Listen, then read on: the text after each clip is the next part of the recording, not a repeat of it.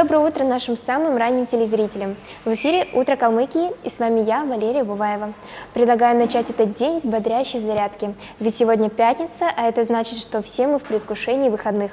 А на выходных нам нужно быть всем в тонусе. Слово нашим фитнес-тренерам.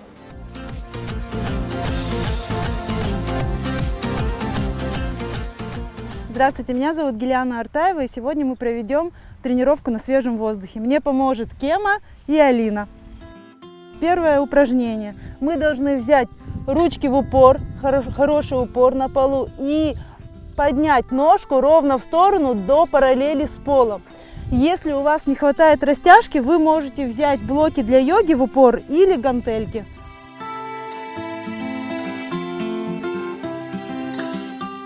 Раз, два, три, 4, 5, 6, 7, 8, 9, 10. Задержали параллельно полу. 10 счетов. Раз, два, три, 4, 5, 6, 7, 8, 9, 10. Опустили. Вдох. На выдох. Другая ножка пошла. Раз, два.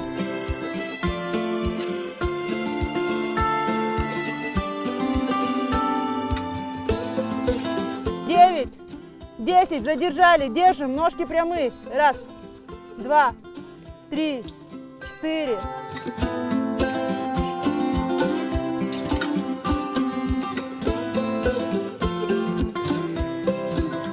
Следующее упражнение мы сделаем прямо травки. Мы опускаемся прямо на землю, одну ножку вытягиваем в сторону, опускаем таз и кладем колено внутрь. Раз, два, 3, давай, Алина, 4, 5, 6, 7, 8, 9, 10, перекат. И то же самое на другую ножку. Раз, два, 3, 4, 5, 6, 7, 8, 9, 10. Поднялись. Завершили. Следующее упражнение на раскрытие тазобедренного сустава. Значит, мы опускаемся. Одна ножка у нас полусогнутая, другая уходит в сторону. И в этом положении мы пружиним назад. Раз, два, три, 4. Теперь взяли в упор локоточки. И уходим еще дальше назад. Раз, два, три, 4. Так, теперь ушли в самую заднюю точку. И из этой точки мы пружиним еще дальше назад. Раз, два, три, 4. Раз, два, три, 4. Все, поменяли ножку. Другую ногу вытягиваем. Ножка согнута. И пружиним назад. Раз, два, 3, 4. Из этого положения пружиним, подкачка. Дальше. Раз, два, 3, 4. На выдох. Раз, два, 3, 4. На сегодня мы завершили, а вам следует помнить, что нет понятия старости, есть понятие отсутствия гибкости.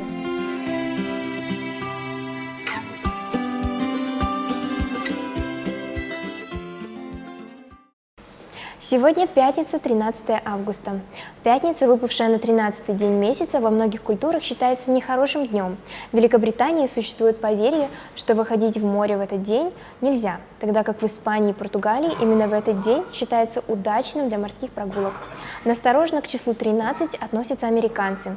В редком кинотеатре можно встретить сиденье под номером 13, 13 этаж и 13 номер. Как относятся к этим приметам элистинцы, смотрим прямо сейчас. Верите в приметы? В приметы? Да. Нет. Верю. Что делаете в эти дни? Ничего, из дома не выхожу. Такое это устраивает. А почему? С вами что-то случалось? Я шучу, на самом деле не верю. В черного кота нет, не верю, потому что как бы вычитала, что у козерогов черный кот это талисман. А пятница 13, так, как бы смеху ради можно. Пожалуйста. Да, конечно. Пятница 13, как Нет, есть какие-то свои, которые придуманы для себя. ну, это не национальные, а практика из жизни. Расскажите. Не, ну это лично. Не, ну они же мои. Молодец. Не. Хоть незначительно. Давайте скажем, что не только свои, но в общем тоже, скажем, возвращаться плохо, еще что-то. Ну, это просто жизнью показано. Да. А что вы делаете? Я не знаю. Перед экзаменами что-нибудь там, халяву покричать в окно или, Не мыть голову, или там монетку под пятку положить на экзамен. А помогала? Ну, наверное, помогало тем, что как-то эмоционально проще становилось. Как будто ты сделал, и уже что-то лучше пойдет. Просто спокойнее становится немножко. Наш национальный вере. Калмыцкий. Нельзя руки так держать, много плеваться нельзя, спинку надо ровнее держать. Примерно так. Ну еще очень много. Пятницы 13-го нет. А так, ну, скажем так, бабушки, дедушки, что рассказывали, что-то из этого, да, иногда. Как вы себя оберегаете? Оберегаем, молимся. Бывали ли Молитва, моменты, сила молитвы. случались ли неприятные ситуации с вами какие-то? В каком смысле? Ну, может быть, вот пятница 13-го, и вы не А, знали, нет, что нет, это экзамен, нет. или там... Нет, никогда не было такого. Вот. В хурул ходим, вот. Там по ступе гуляем, там вокруг ступы, вот, и так далее. Так что не боимся, не боимся. Самое главное это самое верить в Бога, во Всевышнего, и тогда ничего не страшно. Ну, как написано, да, вот во всех вот книгах умных, я имею в виду религиозных, написано, что если человек верующий, то ему нечего бояться. Ну и, естественно, если он чистоплотный по жизни, дружит с совестью и со всеми другими вещами. Хорошо? Спасибо. Удачи, успехов вам. Завтрак – это не просто один из пунктов в режиме питания. Это крайне важный этап, который буквально пробуждает организм и запускает метаболические процессы, наполняет энергией и даже, если вы хотите, делает настроение на предстоящий день. Предлагаю настроиться на этот прекрасный день с помощью вкуснейшего завтрака. Всем привет! Меня зовут Алтын Гирел, и сегодня мы с вами будем готовить пиццу. Пиццу из лаваша. Для пиццы нам понадобится сам лаваш, немного укропа, болгарский перец, помидор, немного сыра и 3 яйца, молоко и немножечко растительного масла. Лаваш я разделила на 4 такие части. Мы его разрезаем таким образом. Получается такая лапшичка.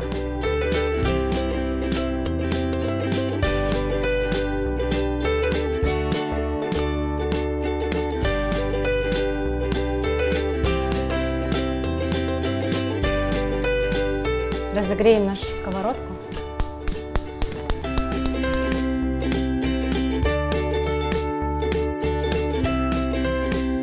Наши овощи крошим на мелкие кубики.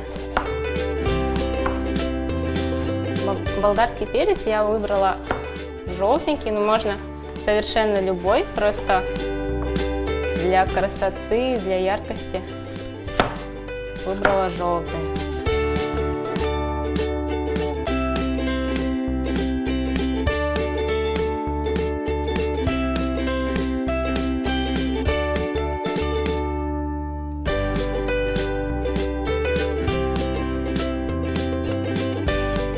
Помидор также крошим на мелкие кубики.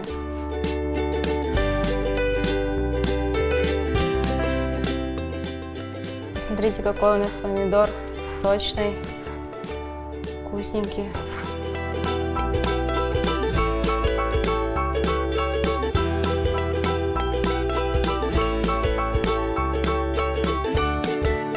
Наша начинка для пиццы готова. Укроп накрошим, и это будет таким украшением. Совсем немножечко укропа.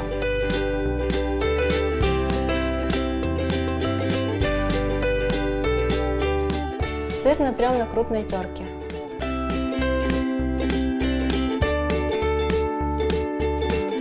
Добавим растительное масло немножечко совсем в нашу сковородку.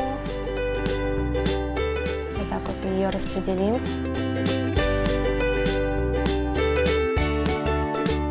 Первым делом добавляем лаваш. Прям вот так, чтобы он был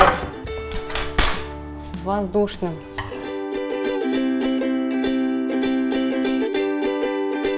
Не нужно полностью его застилать, а хорошенечко размешиваем.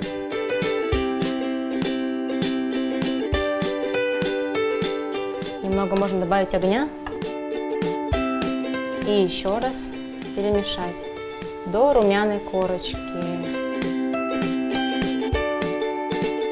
Думаю, так пару минут достаточно будет. После мы добавим с вами яйца. Берем 3 яйца.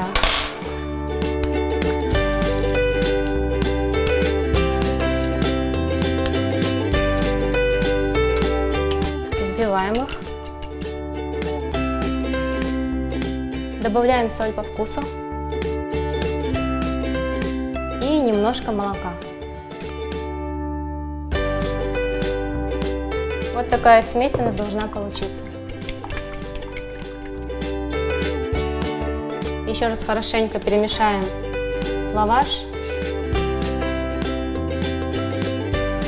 Ничего страшного, если он у вас не подрумянился. Главное, что он подсушился. И прошло наше время, вот пару минут, да, достаточно. Вливаем смесь. Сейчас лаваш впитает смесь. Добавляем болгарский перец. Посмотрите, как красиво, сочно, ярко, по-летнему. Помидор.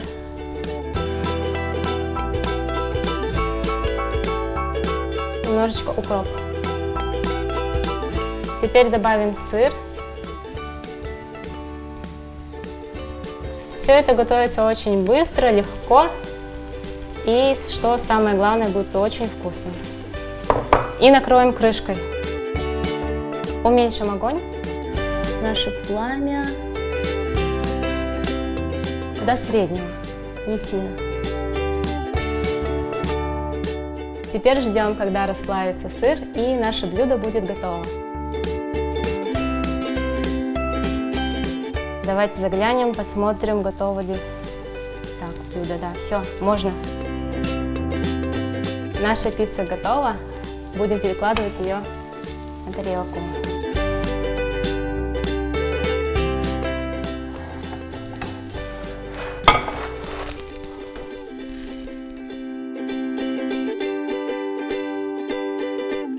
Вот такая вот пицца у нас получилась.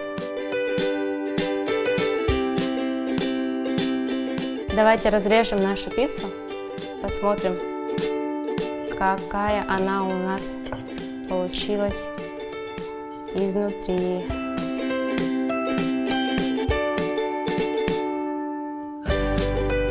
Посмотрите, какая корочка красивая. Приятного всем аппетита!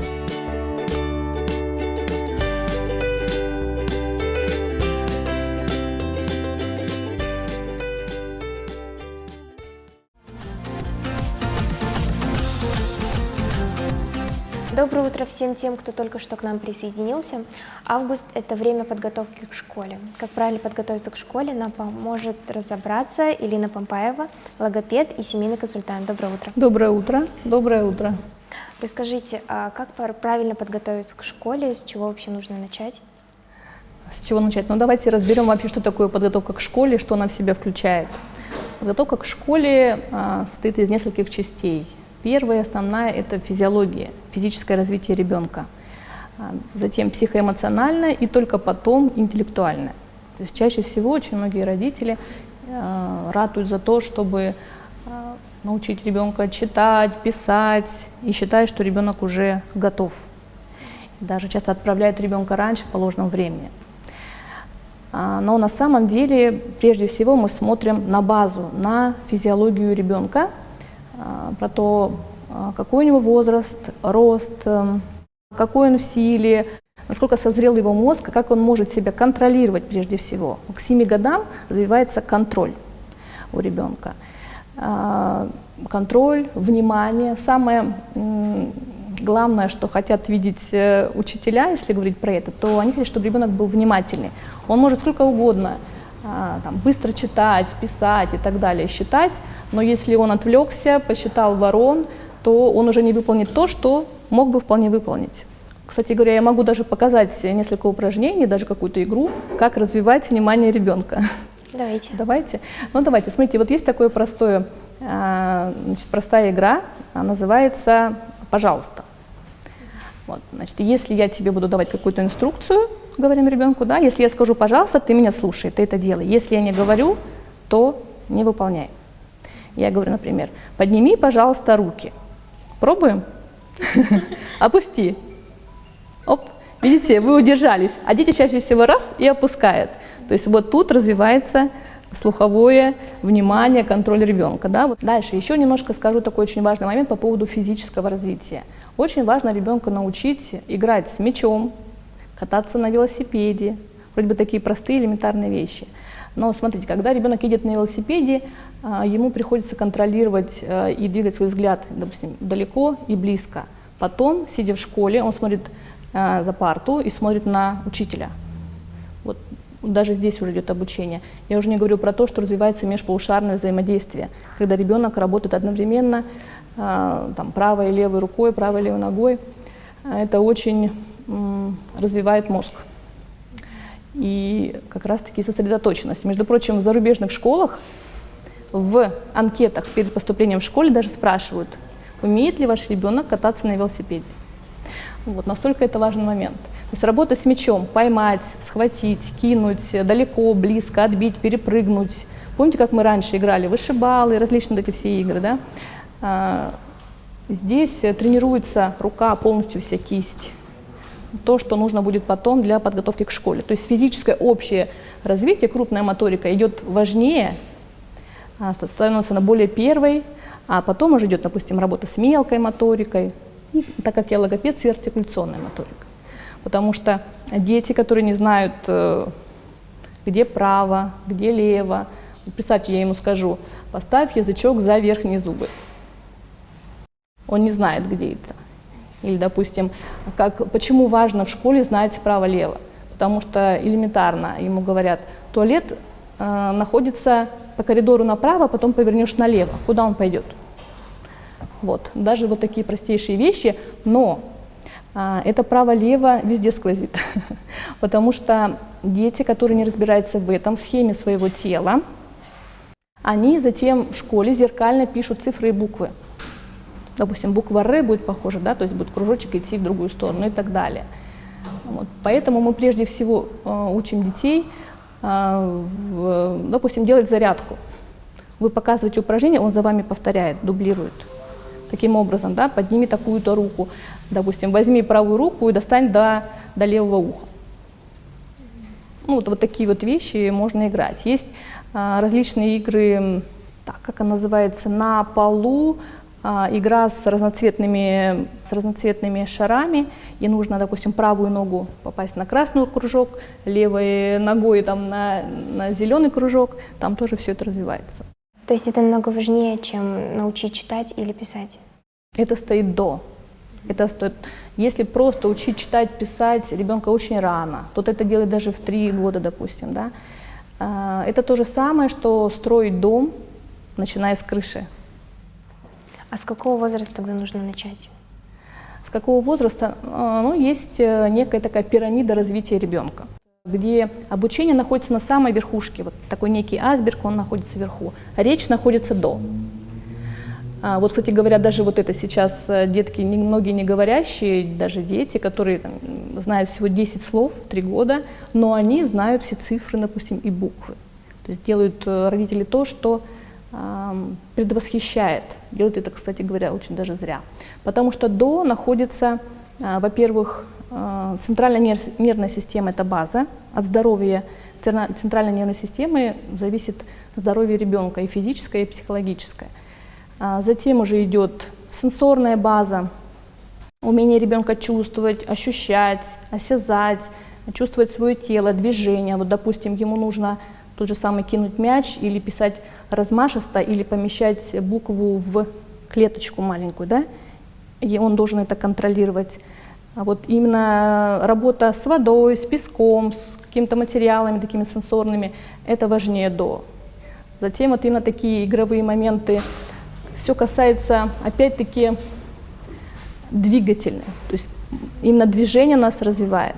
Почему раньше не было нейропсихологов, допустим, сейчас вот они нужны практически всем детям, потому что мы двигались, у нас постоянно были активные игры.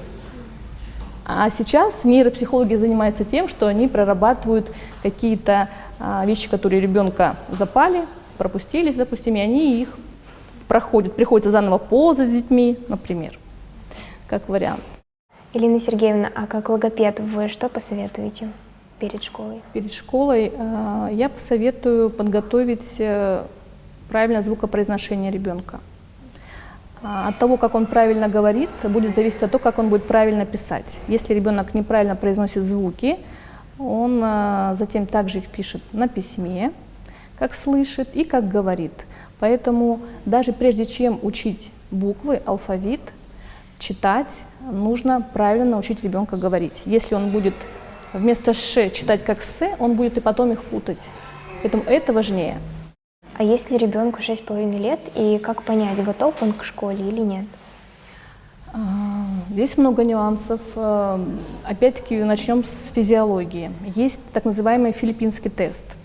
Рука ребенка должна вот так идти через голову и достать до уха.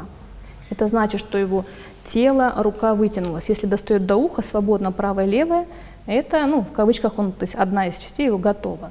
Что еще должно? Должны меняться зубы у ребенка. Это тоже говорит о том, что он готов по возрасту. Ну и есть, конечно, психологические моменты.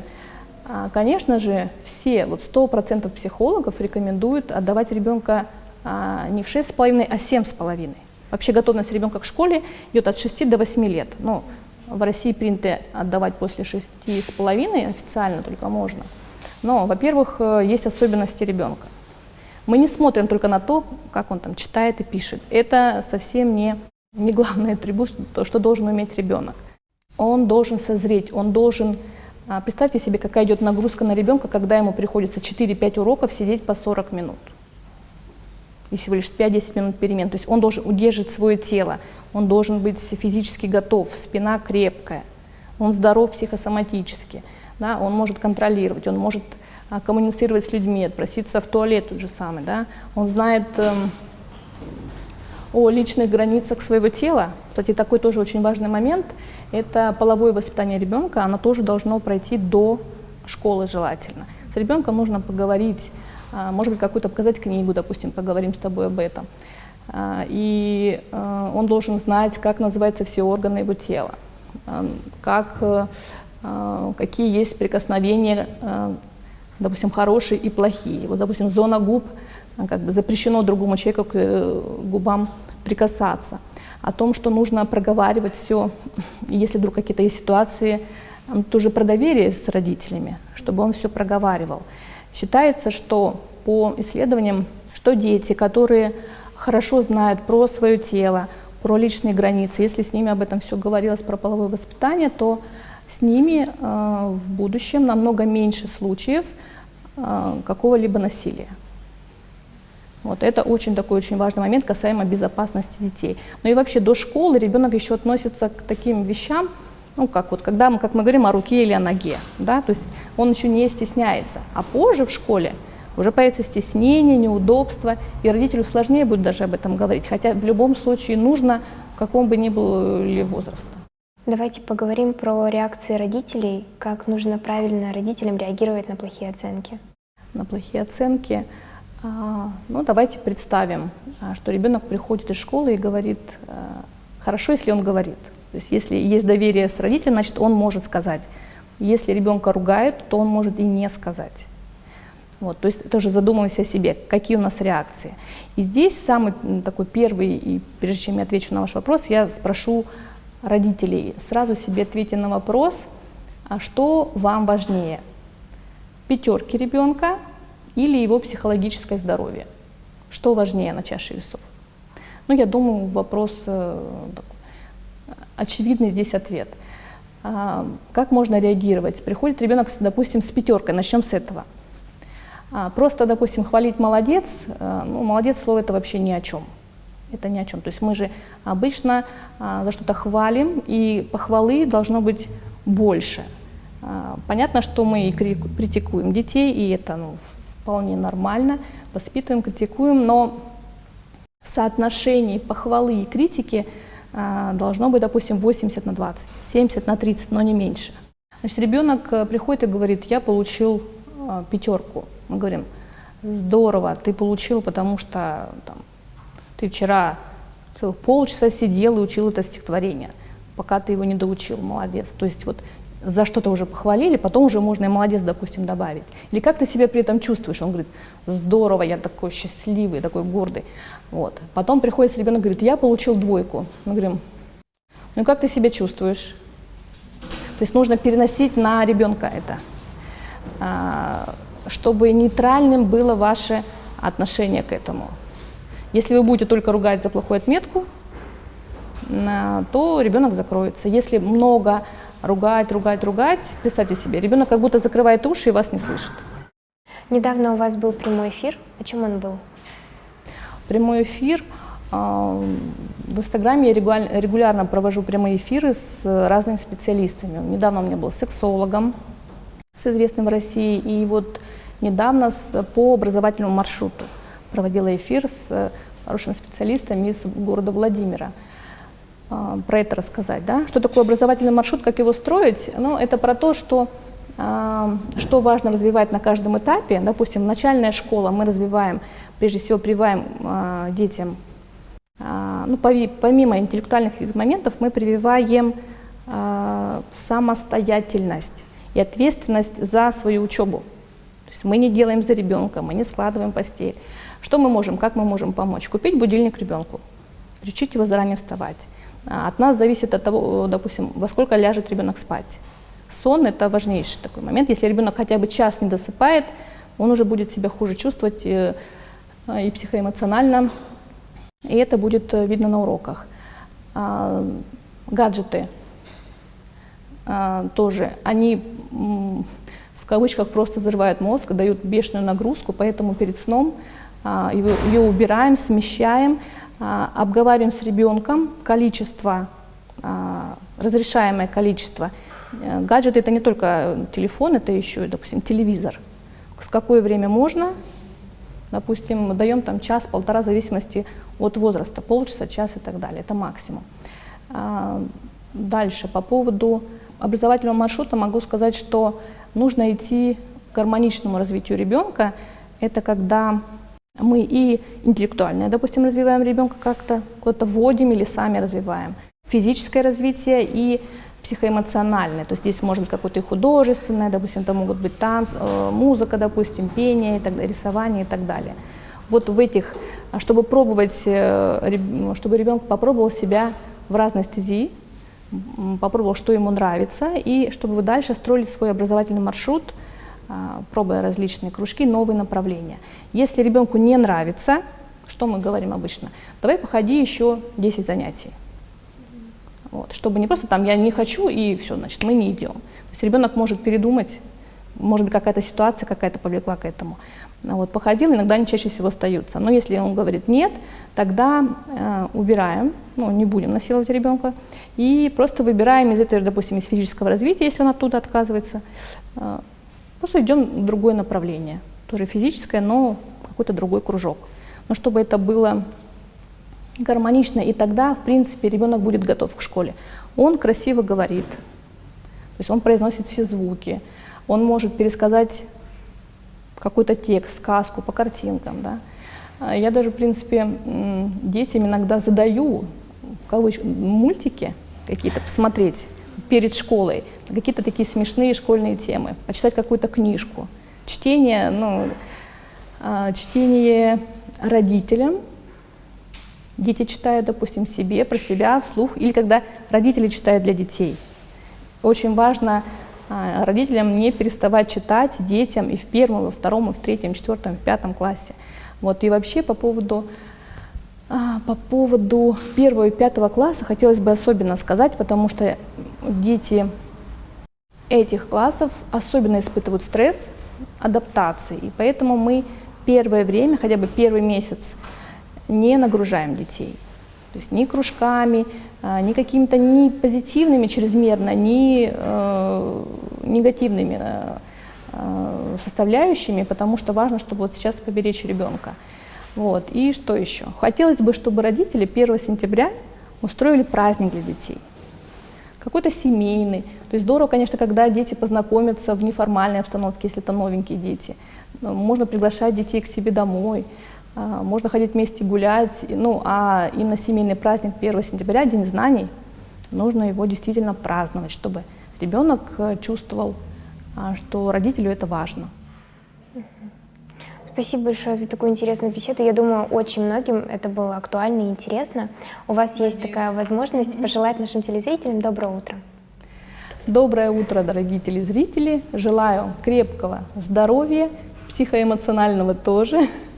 И позволить детям ошибаться. И не только детям, но и себе.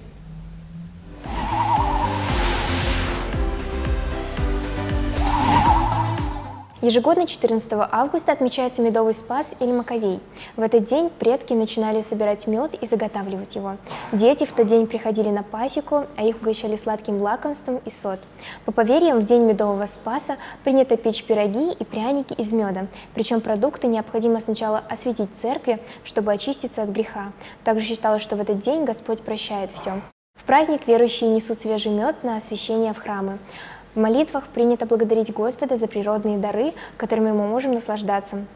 Также 14 августа в городах проходят медовые ярмарки, где можно найти продукты всевозможных сортов. С Медового Спаса начинается Успенский пост, который длится 2 недели до 27 августа. Вообще существует очень много видов меда. Вообще сколько цветов, наверное, столько же и бывает количество разновидностей меда.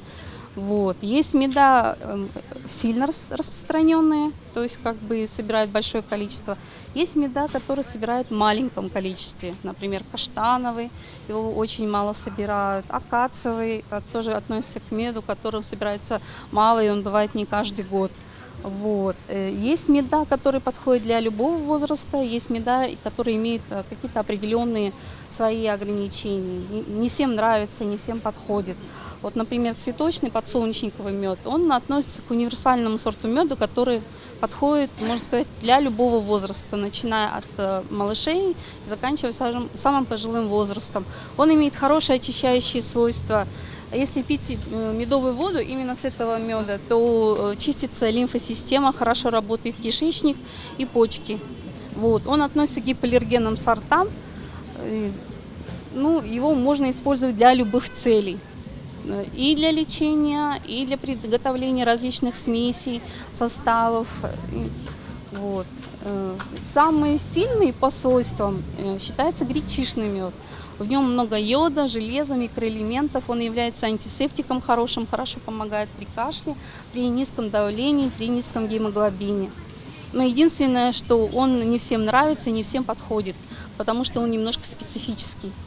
Вот. Есть меда, которые густеют быстро, есть меда, которые густеют, могут не загустеть вообще в течение года.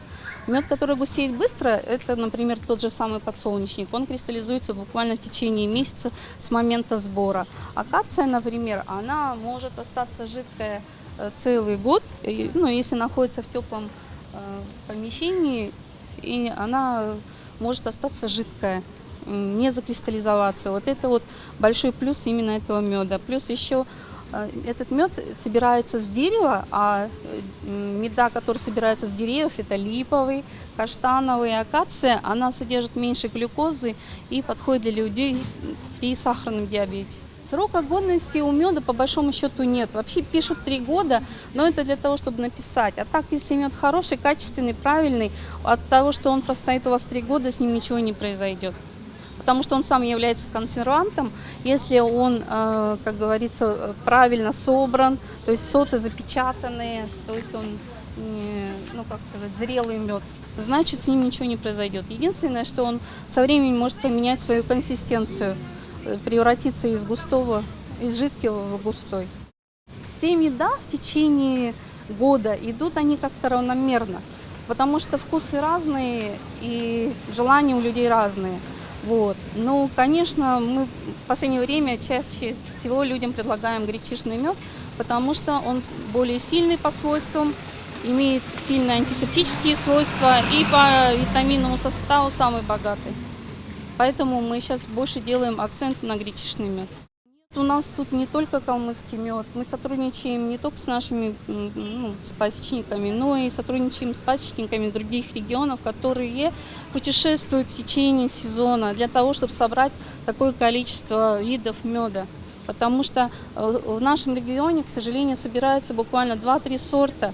Это очень мало. У нас народ сейчас очень капризный, требовательный, просит те сорта, которым в нашем регионе не собираются. Поэтому мы сотрудничаем с другими пчеловодами, которые выезжают на весь сезон в другие места.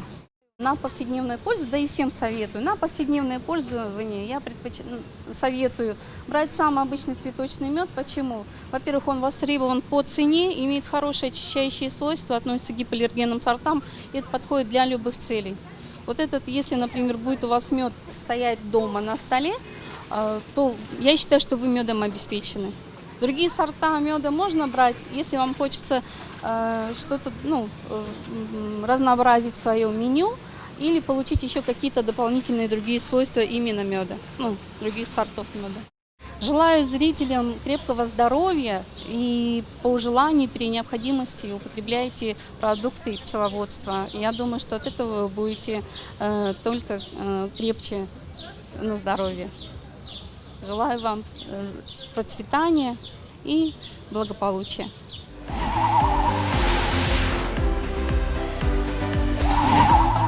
Солистке Национального оркестра Калмыкии Данаре Шалхановой присвоили почетное звание заслуженной артистки России. Команда «Утро Калмыкии» поздравляет Данару Борисовну и желает новых творческих успехов. О других событиях расскажем в нашем информационном блоке.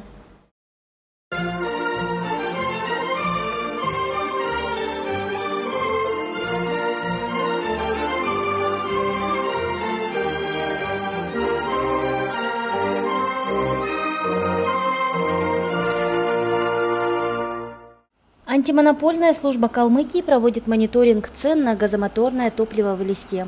При обнаружении признаков нарушения антимонопольного законодательства будут приняты меры реагирования, сообщают в ведомстве. Как известно, накануне в сети интернет появилась информация о резком повышении стоимости сжиженного углеводородного газа на автозаправках региона с 31 до 36 рублей. В адрес калмыцкого УФАС поступило обращение от администрации города Элисты по данному вопросу. Специалисты антимонопольного управления провели выездной мониторинг цен. В адрес 6 хозяйствующих субъектов направлены запросы о причинах повышения цен. Также была запрошена информация о ценах на сук в соседних регионах у территориальных органов ФАС России. В случае отсутствия экономического обоснования для повышения цен и обнаружения необоснованного повышения цен в результате сговора, либо злоупотребления доминирующим положением, будут приняты необходимые меры антимонопольного реагирования. В первом полугодии текущего года в банковской системе Калмыкии выявлено 7 поддельных банкнот Банка России. По сравнению с аналогичным периодом прошлого года количество выявленных фальшивых купюр не изменилось. Как и прежде, чаще встречаются подделки крупных номиналов 5000 и 2000 рублей. Специалисты регионального отделения Нацбанка напоминают, что для определения подлинности необходимо проверить не менее 3 защитных признаков. Если вам попалась банкнота, подлинность которой вызывает сомнение, нужно сдать ее на экспертизу в подразделение любого банка, который осуществляет операции с наличными деньгами. Если же вы уверены, что перед вами подделка, следует обратиться в правоохранительные органы. В Черноземельском районе началась проверка образовательных и спортивных учреждений к предстоящему учебному году. Накануне замглавы района Дерджи Саряев осмотрел ремонт в Адыковской, Сарульской, Очинеровской и Прикумской школах. Кроме того, комиссия также проверила готовность детских садов и Адыковского ФОКа. Завершит осмотр комиссия в поселке Комсомольский. По словам Саряева, замечаний пока не выявлено. Россия с севера на юг. Экспедиция Русского географического общества побывала в Калмыкии. Группа исследователей посетила Цаганаман, Лагань, Камышин, Джалыково, Элисту. Согласно маршруту, туристы держат путь в Дагестан из Ульяновска. Протяженность этапа составляет 2300 километров. Интересные моменты у нас начались, наверное, с самой Астрахани уже, когда, выйдя чуть за Астрахань, мы увидели плантации цветущих лотосов, увидели впервые и были поражены большими красивыми розовыми цветами. Потом, когда шли по маршруту, тоже видели новые птицы для себя, видели пеликанов, тоже выпрыгивающую рыбу из воды. Природа не переставляла удивлять нас с каждым днем. Множество экскурсий, знакомство с местными жителями, посещение природных достопримечательностей – неотъемлемая часть экспедиции. Участницы выразили благодарность жителям Калмыкии за теплый прием и гостеприимство. Для меня, например, было интересно, это первое попасть, когда мы попали в Каспийское море. То есть мы вышли из Волго-Каспийского канала, прямо свернули в море, и получилось так, что мы практически сразу сели на мель. То есть мы ожидали море увидеть глубокое, чистое, синее, прозрачное, а в итоге, да, оно красивое, но оно было по колено, а в некоторых местах по щиколотку, и нам пришлось несколько километров тащить на себе катамараны и каяки, как бурлаки на Волге практически были. По итогам масштабного путешествия будут подготовлены не только фото и видеоматериалы о географии, этносе, культуре и истории проходимых территорий. Наша экспедиция называется «Россия с севера на юг». Она двухгодичная по территории европейской части России, начиная с севера, от северных границ до южных границ. Цель экспедиции – это первопрохождение всего участка от севера на юг. Это основная цель.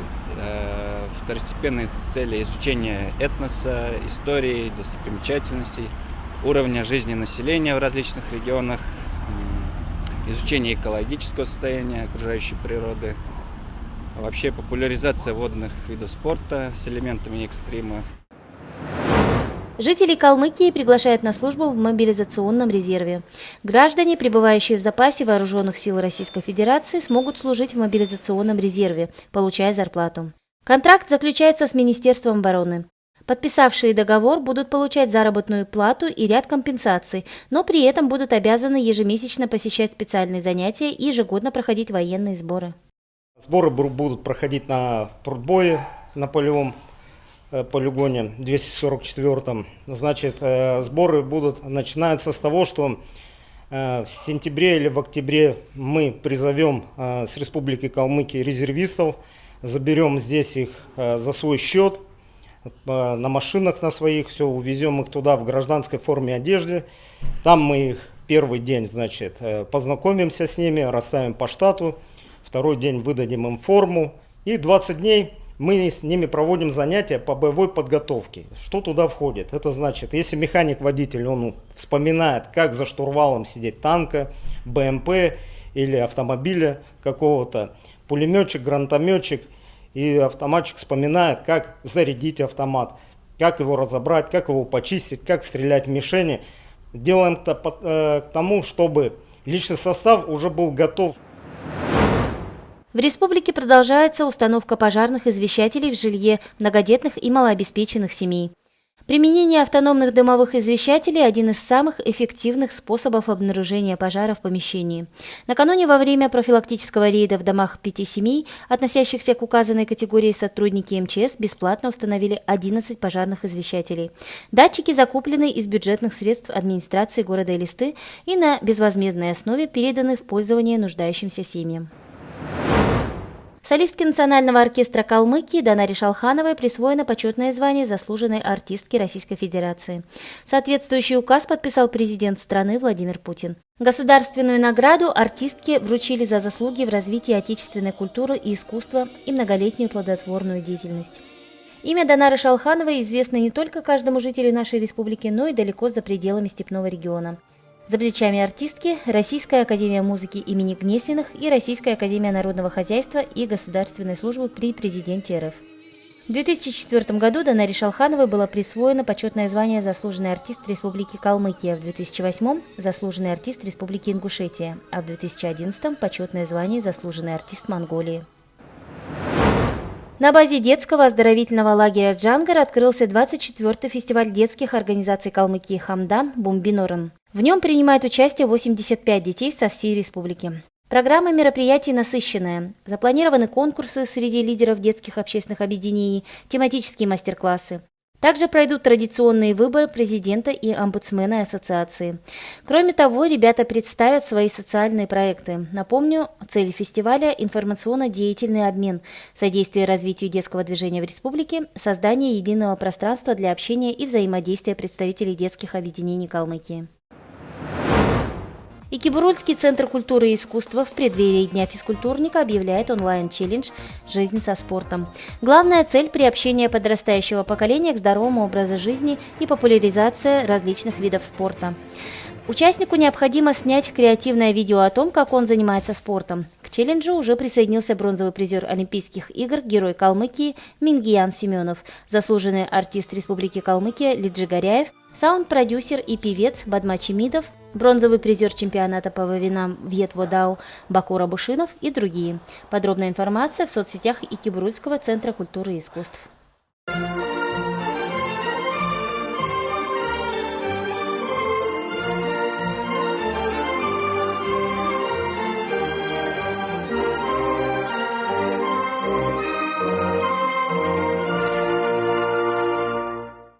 Друзья, наш эфир подошел к концу.